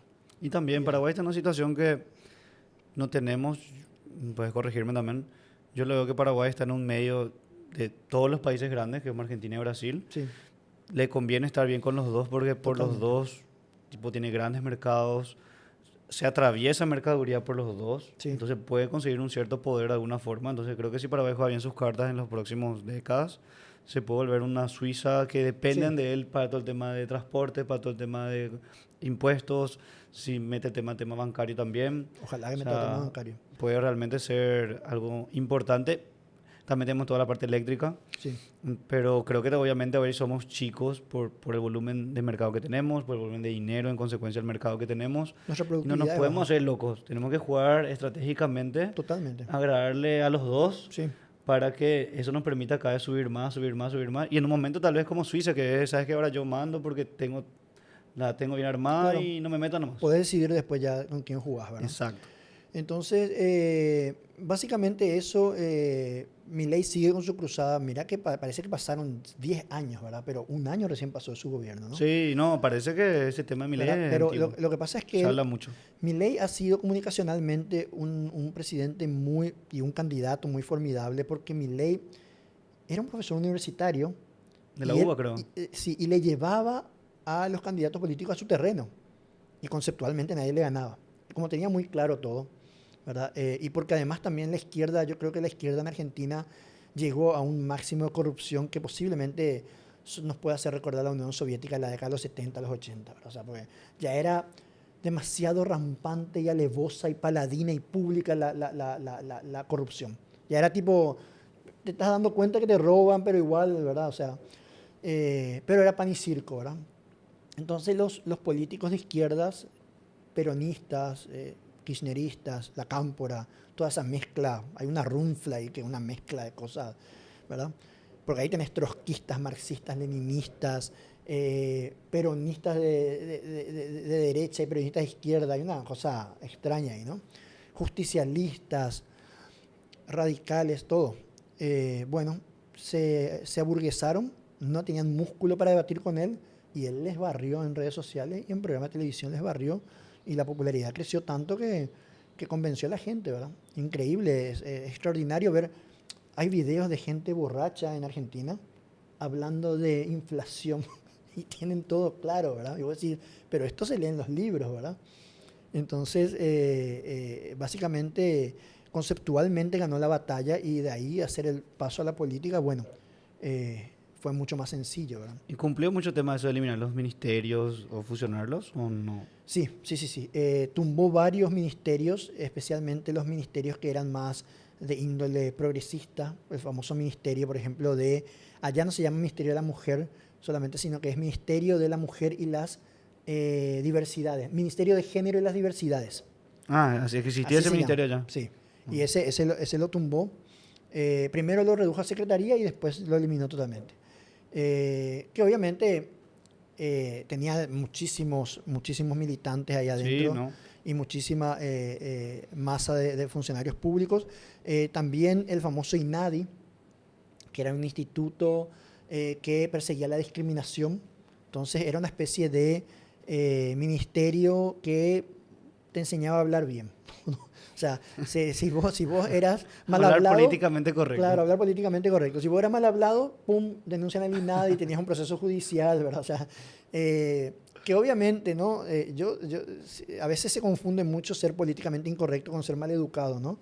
Y tenemos todos que ser educados, ¿verdad? Y eventualmente si se nos va la mano pedir disculpas y qué sé yo. Pero que haya un organismo estatal que vele por las buenas costumbres es lo más conservador que podría haber. Imagínate, ¿verdad? O sea, ¿hasta qué punto llegó la descomposición de esa izquierda? Tenía un ministerio que cuidaba los modales. O sea, no se podía decir, no, discriminación. No, sí, eso no se puede decir. No puede haber nada más conservador que eso, ¿verdad? O sea, parece nuestra mamá o nuestro papá que, no, así no se habla, mi hijo, ¿no? Sí. Entonces se eliminó ese ministerio porque perseguía judicialmente a mucha gente que era políticamente incorrecta o también que lo era, o que era mal educada, ¿verdad? Bueno. Claro que en teoría no es el trabajo del El gobierno, Estado, es ¿no? el Claro, o Estado. sea, dejarle a la iglesia ese trabajo, no sé, Tus papás, no sé. a tus papás, ¿verdad? Pero para que te des cuenta nomás la descomposición, ¿no? Porque ¿qué hay de progresista en tener que estar diciéndole a adultos cómo tienen que hablar, ¿verdad? Claro, bien ¿Verdad? más. No, que no es su pronombre, que no, nada. Dejar que la gente Tome sus decisiones tome sus y decisiones. entre ahí vaya viendo qué Claro, hacen. ¿verdad? Entonces, parecía muy George Orwell, que tenía también su Ministerio del Lenguaje, ¿no? Y que en 1984 el Estado sacaba los diccionarios, monopolizó la distribución de diccionarios y sacaban palabras. Habían palabras que no existían en el diccionario para poder gobernar la forma en que la gente habla. Porque esto es política también. Si vos lográs gobernar como la gente habla, gobernás como la gente piensa. Por eso la batalla cultural es previa a la toma del poder político, ¿verdad? Porque si vos lográs controlar los conceptos de las personas, lográs que de alguna manera esas personas piensen dentro de cierta caja. Y eso es política. La política, cuanto menos física es, cuanto menos vos necesitas de la policía, del ejército, de la coacción física, y más podés controlar a la gente por control remoto a través de conceptos, más fuerte es el poder político. Claro que al final se vuelve la cultura del país. Claro. Por eso te vas a países que tienen una cultura muy fuerte, por ejemplo Japón. Sí. En Japón es todo respeto, el adulto es muy respetado, Venerado. tanto que en tema del gobierno es muy lento, hay mucha lentitud en Japón porque yo no puedo saltar encima de nadie, tengo que ir uno arriba de otro, entonces algo que en otros países tal vez se demoren menos, en Japón se demora el triple, Mira, por el tema de sus conceptos culturales que se llevan también a la parte política sí. y es como decís, se queda pues grabado y cuando ya se queda grabado en tu país, la forma de ser ya es difícil sacar. Sí, son lo que... Solo que obviamente no creo que en Japón esto no le impacta negativamente a la población para decir como pasa, que me acaba de decir que en Argentina se hartó por las consecuencias negativas que realmente sí. se veían, mi ley pudo decir otras cosas que salía a la cultura o al día a día esto y rompió paradigmas y fue aceptado. El Estado empezó a tener superávit con Milei también, ¿verdad? Entonces empezó a dejar de dar deficitario. Claro, si me dijiste ¿verdad? que acumulaba plata y no Sí. gastaba la plata, obviamente tenía un superávit. Superávit. Y con eso pudo también financiar los pasivos del Banco Central que estaban por por salir a la calle, ¿verdad? Porque obviamente son acuerdos que se hacen con bancos privados, ¿verdad? Y eso cuando vencían se ponían a disposición de las personas, préstamos más baratos, eso iba a explotar, ¿verdad? Entonces finalmente el Estado pudo financiar todo eso, esas LELIQs, esos pasivos, y pudo netear, ¿verdad? Para poder evitar la hiper primero, que se evitó allá por abril, por mayo. Y bueno, hoy en día básicamente tiene una inflación similar a la nuestra mensual. Pero me están diciendo muchas personas que ahora Argentina es súper caro. Los argentinos me dicen también está caro. Sí. Eso es por la poca inflación. Primero es porque el ajuste, se está dando un ajuste de producción, ¿verdad? Había una producción por debajo de la posibilidad, digamos, productiva del país, ¿verdad? Entonces, entre que se empieza a producir para lograr muchas cosas van a estar caros, ¿verdad? Y obviamente también porque la moneda no reflejaba, digamos, cuando hay inflación, vos decís, a ver un poco, che, ¿cuánto voy a producir? Y puedo producir 100. No, pero ¿para qué vas a producir 100? ¿Vas a vender todo? Claro, hay dudas. Entonces, no, produzco 30, ¿verdad? Bueno, entre que la inflación va, digamos, retrocediendo, vos podés empezar a producir más, ¿verdad? Claro, tenés más previsibilidad en lo que va a pasar. Entonces, a partir de eso, vos podés decidir producir tu tope, porque sabes que vas a vender tu tope, nadie va a producir para no vender. Acá pasó con el tomate. Se hizo una lucha al contrabando brutal, entonces dejó de entrar el tomate a Argentina por contrabando. Nuestro tomate subió muchísimo, ¿verdad? Pero el gobierno de Santiago Peña hizo un acuerdo con los tomateros, le dijo, ahora no entra tomate, empiezan a producir. Tuvimos 3 meses de tomate a 35.000 el kilo, ¿te acuerdas? Y hoy en día el tomate está baratísimo. O sea, vos decís entonces que Argentina está en una etapa donde... De ajuste. De producción, ¿verdad? Ahora va a estar todo caro porque no hay suficiente tomate interno. Sí. No porque no hay capacidad, sino porque esa capacidad nunca era clara hacerla por el riesgo de no vender. Sí. Entonces ahora que está en esa transición está un poco caro, pero en teoría debería ajustarse los precios y caer los precios en tu predicción, que es 6 meses o un año. Yo creo que este año va a ser... De hecho, mi ley dice, este año va a empezar a crecer. 2025. 2025. Entonces, cuando vos hablas de crecimiento, voy a hablar de que adentro ya estás cubierto, ya podés exportar. Que muchas veces eso también pasaba, ¿verdad? Muchas veces a nivel interno Argentina podía tener producción, pero estaban exportando. Porque obviamente para el productor argentino prefería dólares. Claro. Entonces no cubría adentro, pero Milei sabía que eso era un desfasaje temporal. Si él tranca eso, empeora la situación. No entran dólares, el productor al final dice, no produzco menos, ¿verdad? Claro. Tampoco abastezco adentro, ¿verdad? Entonces, la economía de Argentina con los kirchneristas era una gran farsa. ¿Viste cuando sabes que estás jugando monopolio o banquero? Sí. Y sabes que todo es mentira, sí. ¿verdad? Bueno, eso era, ¿verdad? Porque el peso no valía lo que tenía que valer. Claro, está en mercado paralelo luego por eso. Claro, el dólar no valía lo que tenía que valer. Las mercancías, vos no sabías si valían o no valían. Entonces la gente se escudaba en el dólar, pero tampoco podías tener tantos dólares porque hasta cierta cantidad nomás podías guardar. Todo un lío. Entonces era una gran farsa, ¿verdad? Cuando vos transparentás las cosas como en la vida personal de todos, cuando uno dice, no, hasta acá llegó, vamos diciendo las cosas como son, hay una época de dolor y de transición y de recuperación, ¿verdad? Bueno. O sea, vos decís que la época, eso es ahora lo de Milei. Eso es ahora. Yo creo que el año que viene, a partir de junio, guarden este tweet, dicen, ¿verdad? Se va a empezar, digamos, a estar todo mucho mejor ya, ¿verdad? Fue duro el ajuste, ¿verdad? Pero la verdad fue más rápido, incluso Milei incluso hablaba de 18 meses luego. Ah, no, y antes del año ya. Y antes del año ya domó la inflación, por ejemplo, ¿verdad? Hay estudios que las políticas monetarias tienen 18 meses de rezago. Bueno, pero yo también creo que por lo que te escucho y por lo que también me hace recordar lo que le sigo bastante a Bukele, que medio que estas teorías o cosas así, medio que en la práctica no son tan aplicadas. A veces no es tan sencillo aplicar. De hecho, él no es libertario en su práctica política, Milei. Ni liberal, ponele en cierta medida, pero...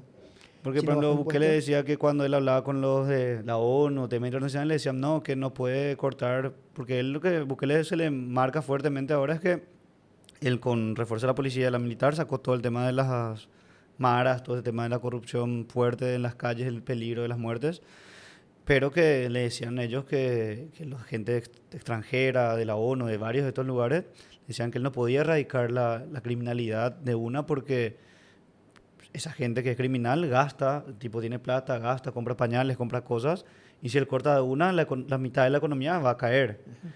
Pero él dijo que, y Bukele dijo en la práctica no es así. Tipo, yo eliminé todo eso y mi economía creció. Sí. Entonces, esa teoría que a veces estos grandes maestros dicen, en la práctica no es así. Sí, sí, es el tema del tecnócrata. Generalmente la ONU y esos lugares están llenos de tecnócratas, ¿no? Gente que puede desde su... En Ámsterdam o en Nueva York o ¿verdad? En Bruselas toca un botón y piensan que las cosas se ordenan. Hay mucha arrogancia ahí, ¿verdad? Pero además, qué sé yo, si vos estás en El Salvador y vos tenés una mafia delincuencial que funciona como un estado paralelo, que te confisca cosas, que te asesina sumariamente en la calle de manera extrajudicial, que te persigue. A ver, vos decís, che, a ver, ¿qué produzco yo? Yo hago empanadas. ¿Cuántas empanadas voy a hacer hoy? Puedo hacer 100. No, pero ¿para qué voy a hacer 100 si me van a venir a quitar 50? Voy a hacer 40. En tu caso que me den 20, ¿verdad? Entonces, por eso es que una vez que eliminó las maras, estas mafias que habían en las calles en El Salvador, hubo un superávit productivo porque la gente dice, no, ahora estoy seguro, Estoy tranquilo, ¿verdad? creo, puedo producir. No me van a sacar, no me van a sacar No van nada. a sacar nada. Entonces, lo que pasa es que la ONU le dijo, no, pero los derechos humanos de los presos, no. A Bukele no le importó nada eso, ¿no? Derechos humanos de los presos, nada. Esta gente es delincuente, porque no eran caballos locos como los tenemos acá. Estamos hablando de una mafia absolutamente corporativizada, con símbolos, con rituales de ingreso, de Claro, eran permanencia, tipo ya una ¿verdad? Era un multinacional. estado paralelo, una especie de Exacto, ya. empresa, Una ¿verdad? empresa corporativa de cómo Corporativa, entraba, no, qué todo. hacían, cómo te Entonces, cobraban. entonces no podés jugarle a esa gente a la tiquichuela, che, vamos a No, con, no puede con ser. revólver 45, no, tenés que ser absolutamente despiadado. Y hay algo que en política del Estado no se puede permitir, competencia. El Estado tiene muchos monopolios. Monopolio fiscal, monopolio de las relaciones internacionales, monopolio dirigismo educativo, monopolio de la moneda, monopolio de la violencia es uno de ellos. De hecho, Max Weber define al Estado como la comunidad de personas que dentro de un determinado territorio detenta el monopolio de la violencia. ¿Cómo te va a parecer un Estado paralelo que se llame mafia, maras, EPP, lo que vos quieras? Y va a decir, no, nosotros aplicamos acá la justicia de esta forma. No, me está quitando mi laburo. El Estado no puede permitirse eso. Esa es una falla del Estado. Cuando se estudia en teoría política las fallas del Estado, una de las fallas del Estado es cuando otro grupo gobierna una zona y en esa zona imparten justicia. A sus propias reglas. Lo que hacía el EPP acá en San Pedro. Por eso es que el Estado mandó ahí, hace 5 o 6 años tenemos estado de sitio ahí. Según nuestra constitución, el estado de sitio no puede durar más de 6 meses. Hace 5 años tenemos militares dirigiendo en San Pedro y Concepción, ¿verdad? Y de alguna forma empujaron al EPP hacia la zona de Alto Paraná y compañía y le embretaron entre los narcos brasileños y los militares. Por eso es que el EPP anda por ahí nomás. Claro, Pero pero el gobierno está haciendo eso para no perder su monopolio de la violencia. ¿No? O sea, claro. el único que puede aplicar la violencia dentro de determinados territorios es el Estado. Entonces, Bukele dijo eso, no, yo para acá puedo. Esto no me pueden quitar. Entonces, bueno, la buquelización de la política, aparte la gente aplaudió mucho en redes sociales. Entonces, hoy en día Obvio. vos ves que Peña copia un poquitito el estilo, ¿verdad? Claro, Peña está agarrando lo mejor que puede cada cosa, como agarra, su centro. sí. Como es centro, Y eso que nuestra delincuencia no son como las maras. Tenemos algunas cositas por ahí. claro, Paraguay es uno de los parecidas. países menos violentos, ¿Verdad? luego que de América Latina, súper tranquilo. Las estadísticas son absolutamente indiscutibles, incontestables, ¿verdad? Paraguay es un lugar pacífico dentro de todo, ¿verdad? Hasta Uruguay tiene más violencia que nosotros, ¿verdad? Pero lo interesante nomás es la buquelización también, ¿verdad? De un personaje Bukele que es difícil de definir, ¿verdad? Claro, porque si hablamos de derecha e izquierda, Bukele es ni derecha ni izquierda. Ni Man. idea. O sea, que lo que yo sé es que si uno lo ve por el lado de la fuerza, ¿verdad? Porque una forma muy antigua de política, muy antigua, es el eje derecha-izquierda, decir, la fuerza es derecha, la izquierda es razón. Eso es muy antiguo, estamos hablando de Roma, ¿verdad? Entonces, una política basada en la razón sería progresista, sería de izquierdas, ¿no? Científica, ¿verdad? Y una política basada en la derecha, en la espada, en la imposición, sería la derecha, ¿no? En esos conceptos antiguos, la ONU sería izquierda. ¿La quién? La ONU sería izquierda. La ONU sería izquierda, En esos conceptos. tecnócratas, el cambio climático, somos científicos, ¿verdad? O sea, todo esto, ¿no? Y la derecha, de hecho, fíjate que hay una frase que está en la bandera de Chile, que es una frase republicana esta, de la República Romana incluso creo. ¿Por la razón o por la fuerza? O sea, si querés comenzamos siendo de izquierdas y por la razón, a las maras. Las maras no te van a decir sí. Entonces por la fuerza. Yo de hecho he puesto en Twitter a veces esa frase y me dicen, no, pero sos un cavernícola. Bueno, pero espera, ¿por la razón? ¿Acordamos? Sí. Bueno, entonces no acordamos, bueno, por la fuerza. O sea, si te digo que robar está mal y seguís robando. Si Que te matar, digo que, que matar matar está está mal mal. y seguís matando, entonces ¿por qué voy a? ¿Por la razón? ¿Voy a empezar a dialogar con esta gente? No, por la fuerza. Y la fuerza tiene que ser superior. No hay esa cuestión de que sea equilibrado, tipo simetría de fuerzas. Con estos criminales vos no podés, si él te da un tongo, vos darle uno, vos tenés que darle 10. Porque cuando vos al criminal, y esto es criminología ya, vos le opones una fuerza apenas superior a la de él, es como que le estás dando la posibilidad de una prueba. A ver, De escalar más. de escalar. Vos tenés que evitar la escalada. ¿Y cómo se evita la escalada? Siendo Se corta uno. atrozmente mucho más superior a la fuerza que aplicó. Entonces, por eso la buquelización de la política, especialmente contra el narcotráfico, eso puede servir. Porque es una forma de hecho, es lo que pasó en Argentina con Bullrich. Bullrich aplicó una fuerza tremendamente superior a los narcos de Rosario y compañía. Y por eso, porque o sea, además, si vos... Bullrich es la de Milei. La de Milei, la ministra ministra. de Seguridad. Porque además, vos con esa gente, si aplicas una fuerza apenas superior, le matan a tu hijo. Claro, que Bukele también decía eso. Él, por ejemplo, decía, nosotros tenemos que proteger a la policía. Como yo le iba a pedir al policía que batalla con las maras, que él decía lo que pasaba antes de él, que antes el policía él metía hasta la cárcel, salía el tipo después de una semana o 2 días, y después el tipo se iba y le mataba a la familia del policía. Claro. Entonces, ¿cómo el policía hace su trabajo? Así mismo. Entonces, pero bueno, en ese sentido podría ser una especie de paladín de la derecha, ¿no? En el uso de la fuerza, ¿verdad? A ver, hay que ver esos detalles, ¿verdad? Algo interesante fue que metió Bitcoin también bastante en su economía. De hecho, el Estado empezó... segunda moneda oficial. El Estado empezó a pagar con Bitcoin y todo eso, ¿verdad? Yo no le recomendaría por la volatilidad. Sí, no. Pero ahora está súper alto, entonces eso ganó, es bastante ganó liberal. bastante Eso plata. es bastante liberal, Sí. ¿verdad? Porque los liberales creemos en la libre competencia de las monedas. Entonces, el Estado puede tener moneda, que tenga moneda, pero una forma de mantener al Estado a raya con su moneda y que no empiece a tirar moneda por todos lados es competencia de monedas. Claro, pero ahí eliminarías en lo que dijiste del monopolio del Estado con el tema de la moneda. Eliminarías el monopolio del Estado.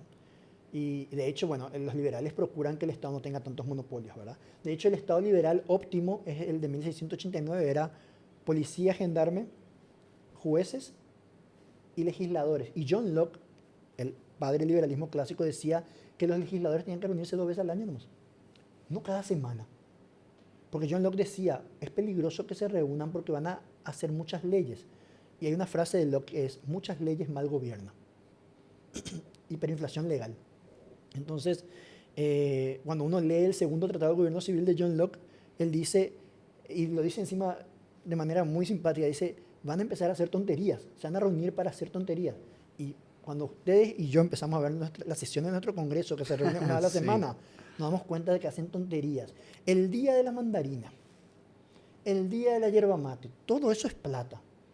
¿Sabes lo que es hacer la resolución que debatan por qué la yerba mate? A nadie le importa. Y la comunicación, La los comunicación, diseñadores, los las audiovisualistas, horas hombre para hablar de la y mandarina. después hay peores leyes. Aranceles, trabas proteccionistas, ¿verdad? O sea, impuestos, hay peores leyes, ¿verdad? Entonces, bueno, sí, un Estado liberal iría hacia... De hecho, acá en Paraguay, ahí al lado de mi casa, cerca de mi casa, hay un terreno que se vende y dice, acepto criptomonedas. Y yo digo, pero esto es... Claro, porque es una forma de evadir al Estado. Sí, no pagas impuestos. Pues. No pagas el impuesto y ¿en qué le vas a pagar el impuesto? ¿Verdad? Entonces, en realidad es un derecho humano que cada persona pueda transar en la moneda que le cante. Si yo quiero también venderte por cigarrillos mi terreno, te vendo por cigarrillos, ¿verdad? O sea, pero no se puede. Claro, pero Claro, o sea, actualmente no lo puedo. que sea, Yo digamos, aprendí eso porque me pareció que no puedes vender un terreno de, no sé, 300 millones claro, a tu hijo las por... leyes. Claro, no pueden, Sí. si tienes un hijo de un terreno de 300, no sé, $300,000 o 500 Claro. millones de guaraníes y te vendo a mi hijo por 1 millón de guaraníes. No se puede. Porque si yo hago eso, el gobierno paga menos impuestos, porque el gobierno Sí. cobra impuestos Sí, de lo sí, que yo no. vendí. No son bobos estos. Entonces no, vos no puedes vender así nomás las cosas, tenés que hacer todo un tema de ver el mercado, cómo es el precio del mercado alrededor de ese terreno, más o Simular la menos. venta. Claro, entonces ahí vos Pero, o sea, sí o sabes. sí le tienes que pagar el impuesto al Estado. Exacto. Ponele que vos le regalaste, pero el impuesto no te libras, No. ¿verdad? Entonces, vos sabés que eso es interesante, por eso Bukele es. Pero eso también yo creo que le ayuda a estos políticos. Estamos hablando de Peña, de Milei, que es el más definido, y Bukele, a no estar tan a tiro. ¿Viste cuando vos decís soy olimpista? Ya sí o sí te tiro tanto a los cerristas. Pero si vos sos medio amorfo, quizás puedes moverte. Bukele es bastante amorfo, Peña también. Milei no tanto, Milei está claro, pero está pero es algo claro. muy Pero, innovador, además es muy nuevo pero tiene muy buen aparato de propaganda, ¿verdad? y sabe Entonces, hablar muy bien. sabe hablar muy bien. Y como decís, fue profesor de todo eso, o sea, no es una persona que no está preparada, está, ¿cómo se dice? Está inventando mientras anda. Milei hace algo extraordinario que los que son profesores saben. Vos te sentás a pensar en los ejemplos. Y él hace los ejemplos, o el storytelling. Viene el Estado con un bate de béisbol y te dice, dame tu... O sea, y te hace, ¿verdad? Sí, cada vez que yo veo sus videos siempre habla así, tipo da un ejemplo de una Entonces, forma bastante, te da a entender de una forma sencilla lo sí. que quiere expresar. Entonces después cuando te explica técnicamente, ya traspolás y podés entender, ¿verdad? Entonces, Milei le ganó a los políticos argentinos porque él entró como político, pero actuaba como profesor. Y dio cátedra, ¿verdad? Entonces, Claro, porque la didáctica que tenés para hacer entender conceptos súper sí, complicados de economía y política, la verdad que eso hace que, como dijiste, cuando le enseñas a las personas cómo pensar o cómo ubicar conceptos, sí. ya los puedes poner en donde te conviene ponerlos. Sí, después ya es más fácil, digamos, que hagan lo que querés que hagan, ¿verdad? Claro. Entonces, eso sería básicamente lo de Bukele, ¿verdad? Y después tenemos el fenómeno Trump, porque estamos viendo el eje. Básicamente se ha derechizado, entre comillas, América, con un Trump en el norte, en el centro tenés en El Salvador a Bukele y en el sur a Milei, Pero Trump sería un centro derecha. centro derecha. Sí. Hay elementos de Trump, por supuesto, que podrían ser también llevados adelante por gente de izquierda o socialdemócratas de izquierda, como su proteccionismo, ¿verdad? Claro que él quiere que ¿Verdad? todo se produzca en Estados Unidos, que dejen de depender tanto de China, Sí. que sería No, eso medio. no es tan liberal, ¿verdad? Claro, es más izquierda sería eso. Pero dentro de todo, que esto es política real, ¿verdad? Dentro de todo, comparado con Kamala Harris, ¿verdad? Que era soviética casi, ¿verdad? Porque era muy de izquierda, más izquierdista que Biden. Trump es un campeón de la libertad, ¿no? Pero además también porque tiene todo esto, esta cuestión que vimos de hacer América grande otra vez, o sea, la restauración, ¿verdad? También el tema de los valores americanos de la familia, el Trumpers, el hombre fuerte, ¿no? El hombre de frontera, ¿no? Los Trumpers eran hombres de frontera. Entonces, y también porque se ubica dentro de la política norteamericana lo que se llamaría el famoso aislacionismo. América para los americanos, no nos vamos a meter en guerras, no nos vamos a meter acá, no vamos a hacer allá, ¿verdad? Claro que es lo que Trump quiere, dejar de gastar tanto en eso de La OTAN y en compañía, la ¿verdad? OTAN, claro. De hecho, Trump 4 años desfinanció la ONU. Claro, pero creo que él hablaba mucho de la OTAN, por ejemplo, que, che, yo he hecho toda la plata acá y ustedes no echan nada. Claro. Entonces, ese es como cuando te vas a farrear con tus amigos y siempre está el pirata, ¿verdad? La OTAN era la pirata, ¿verdad? Entonces, O sea, pero también entiendo por qué Estados Unidos lo hacía, porque así claro, él tenía el poder geopolítico. Al final, quien controlaba la OTAN en Estados Unidos, que sí, le iba a decir, nadie le podía decir nada. totalmente. La ONU también. Solo que al final, si él entiendo que quiere sacar o dejar de pagar tanto dinero en eso, pero eso también va a hacer que Estados Unidos pierda mucha, vamos a decir, mucho control ahí. poder global, Sí. que también es un riesgo por el tema que está pasando con el tema de China, de Rusia, que tal vez para algunos eso no favorezca, o sea, le favorece a Rusia y a China tal vez que pase eso. Yo creo que él es muy buen negociante. Lo que se ve de él es que es un tipo que se va con Xi Jinping y le dice, ¿qué quieres? Y Claro. quiero esto. Y bueno, vamos. Entonces es como que hace negocios, ¿no? A Putin también. A ver, ¿cuánto es el problema? No es nuestro problema, vamos a resolver. Entonces es como que de esa forma mantiene, digamos, la belicosidad a raya haciendo negocios, ¿verdad? Obviamente, esa es una forma muy mercantilista del Estado, ¿no? No es el Estado liberal, es un Estado más mercantilista, ¿verdad? Pero bueno, dentro de lo que había, es como acá era Efraín o Santi Peña. Yo, perdón que lo diga, yo Santi Peña, ¿verdad? Obviamente, Efraín era mucho más de izquierda. Y en Estados Unidos, Kamala, Trump, 100% Trump. Me decís, en Chile, Piñera o Boric o este chileno del Partido Republicano que se llama... Uy, estoy con los nombres ahí. Me sigue en Twitter encima. Pero bueno, en Brasil, Bolsonaro, Lula, Bolsonaro, ¿verdad? O sea, pero yo, ojo, Claro, o sea, es que es una cosa derecha es izquierda, derecha izquierda y obviamente pues cada uno, o sea, no, yo creo que la gente también a veces malinterpreta, no porque yo elegí a alguien que es de derecha, que tiene más, ve la vida más como yo veo, nos mete ciertos errores y hace cosas que yo no No, haría. meten la O pata. sea, también, o sea, hay cosas que, por ejemplo, yo me imagino que estás súper a favor de Trump en ciertas cosas y te parecen unas cosas nada que ver lo que también propone. Sí. La misma cosa de mucha gente que cree la Bukele, pero hay de haber cosas que también, o sea, la gente pues intenta poner que alguien es o todo bueno o todo malo y no es pues así. Hay muchos grises. Yo, como soy un chico muy tranquilo, ¿verdad? Dentro de todo, a veces, bueno, la bravuconeada de Trump no me gusta, ¿verdad?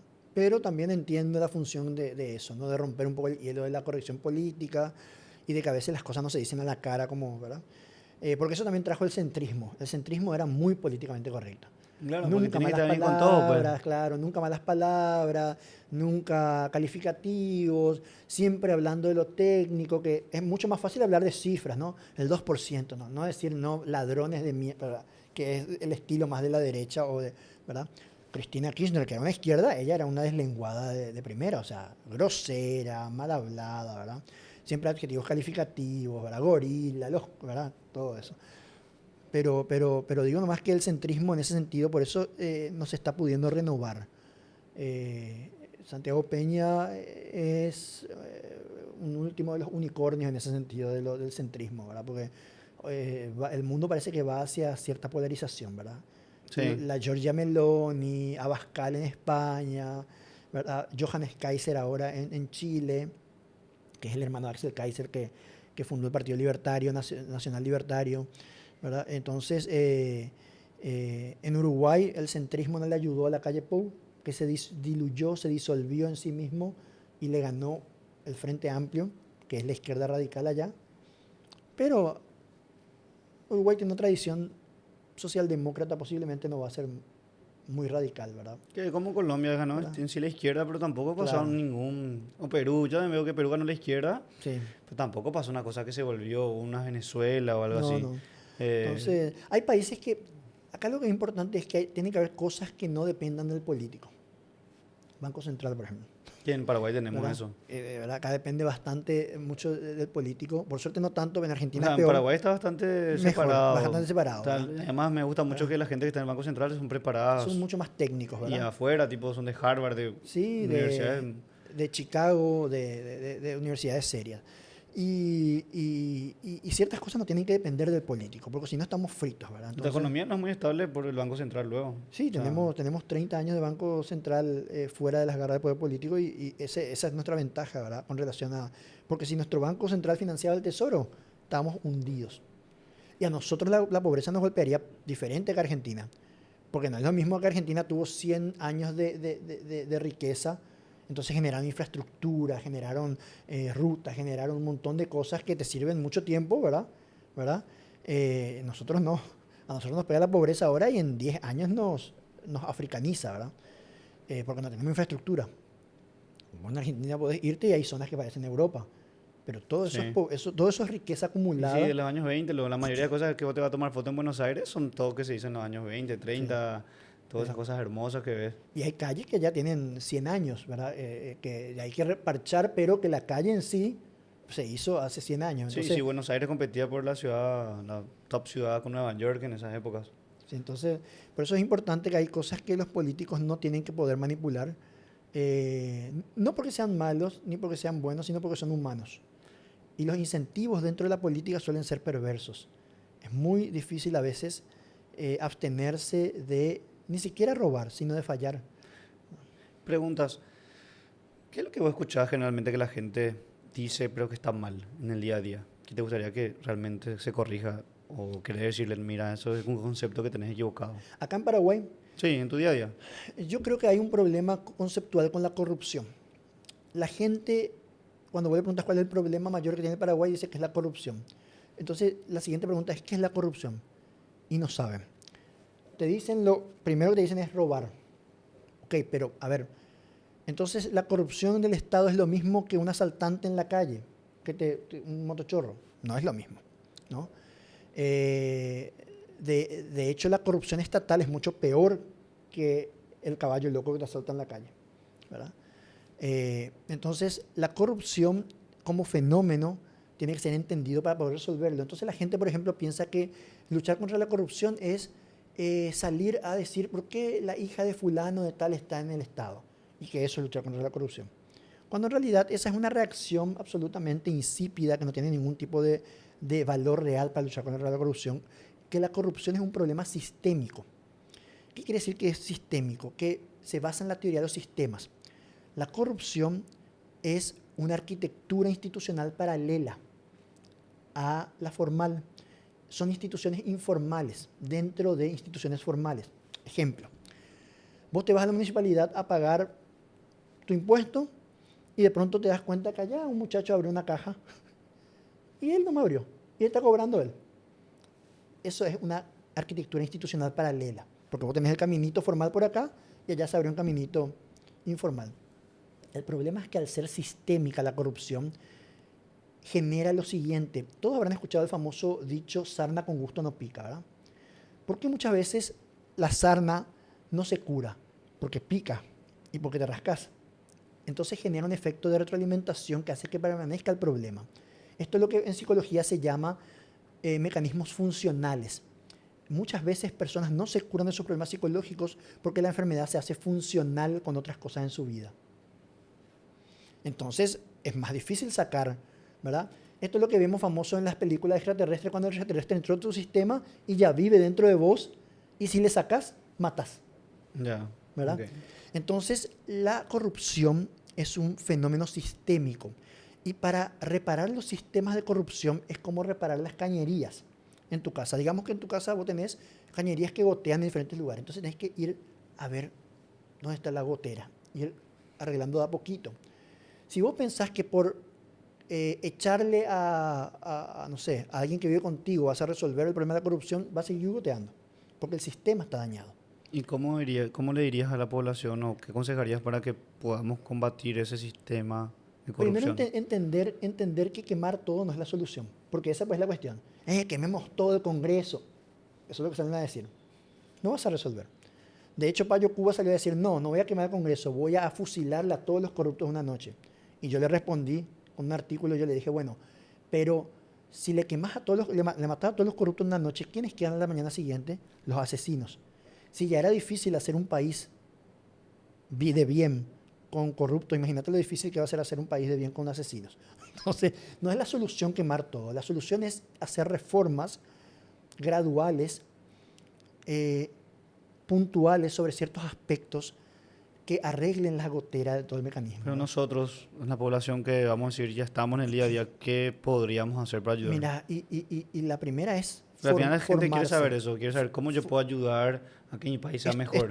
Primero estudiar sobre estos temas, entender que la corrupción es un fenómeno social que muchas veces nos involucra, porque no va a haber oferta si no hay demanda. Muchas veces nosotros somos parte también del problema de la corrupción. O sea, ¿por qué se instalan cajas paralelas en los municipios para cobrar impuestos? ¿Verdad? La famosa caja esta de cierto municipio que, ¿verdad? Porque también nosotros colaboramos a eso. Entonces, si no entendemos que nosotros somos también parte del problema de la corrupción, ¿verdad? Y porque es un problema sistémico, no vamos a poder extirpar la corrupción, ¿verdad? Entonces, o sea, vos estás diciendo que tenemos que también nosotros colaborar en no hacer coimas, pagar lo que corresponde a nuestros impuestos, totalmente, pedir nuestras facturas, totalmente, no aceptar o irme a lugares, aunque sea más práctico o más fácil, que no me den facturas. Totalmente. Pero si no hacemos también el sacrificio, o sea, yo también creo que la gente, el tema es que él no se quiere sacrificar, él quiere que se resuelva nomás. Claro. No quiero yo tener que esforzarme o tener que complicar mi existencia para que la cosa mejore. Yo quiero que mejoren nomás. Sí, mágicamente, pero esto es muy platónico. Platón ya tenía, el programa político de Platón era detener la corrupción, porque para Platón la sociedad se iba desintegrando a medida que pasaba el tiempo. Iba de algo mejor a algo peor. Entonces, lo único que había que hacer era parar la corrupción. Vos te preguntas hoy a la persona, ¿qué querés hacer para mejorar el país? Tienes que parar nomás la corrupción. Algunos te dicen, no, que robe, pero que no robe tanto y que haga, ¿verdad? Claro, que haga algo y que robe, pero que haga Pero bien. que haga bien, ¿verdad? Entonces, pero el problema es que tenemos un concepto muy tribal de corrupción, muy infeccioso. De hecho, es súper atávico eso. La gente piensa que la corrupción es como una enfermedad. Entonces, ¿qué hacían los antiguos cuando había una enfermedad en una tribu? Quemaba todo. Y quemando todo no mejoramos nada. Entonces, hay que primero aprender qué es la corrupción. Yo por eso siempre suelo escribir un artículo largo sobre el tema de qué es la corrupción. Entender qué es la corrupción, entender de que hay incentivos que promueven la corrupción dentro de un sistema. Hay que identificar los incentivos y hay que aumentar los costes de la corrupción. La corrupción tiene que ser cara. ¿Por qué no hay tanta corrupción en países de pronto que tienen estados de bienestar más grandes? Porque la corrupción es carísima.